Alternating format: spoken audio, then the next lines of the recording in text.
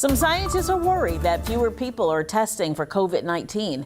Experts say testing has dropped by 70 to 90% worldwide between the first and second quarter of this year. That's making it harder to track the course of the pandemic as well as any new variants that could form and spread. In the U.S., experts say that the at-home testing is making it difficult to track the virus because not everyone is reporting a positive result. Even still, the positivity rate keeps going up in Virginia. It's almost at 14%. The state reports about 3,100 new infections today. Hospitalizations keep rising as well, and nearly 300 people are fighting the virus in hospitals across the state. And the U.S. has hit another grim milestone. 1 million Americans have died from COVID-19 or complications from the virus, and new cases in the country are going up every day. President Biden now urging Congress to approve funding for more COVID-19 resources. Here's ABC's Rena Roy.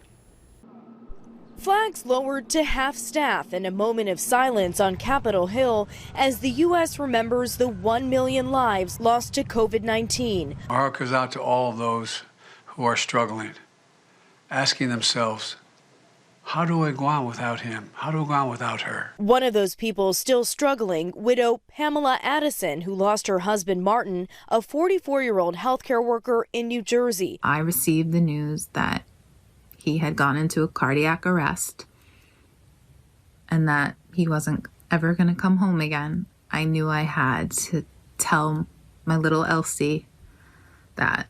And so it's something you don't prepare for. Millions more grieving the loss of a loved one or friend killed by the virus. And as we hit the 1 million mark, I think it just really shows you how many people have been impacted by this, how many people have lost their lives. And concern growing once again as the country sees a rise in new cases. The president urging Congress to approve funding for more testing and treatments. In California's Bay Area, experts say traces of the virus in wastewater are up and appear to be driven by Omicron subvariants. The concentrations look like they're doubling every 2 weeks. Hospitalizations at their highest levels since mid-March, increasing in at least 34 states and territories. Federal data shows on average more than 300 Americans are still dying of COVID every day. Estimates show 3/4 of those COVID-related deaths are in people 65 and older. Rena Roy, ABC News, New York.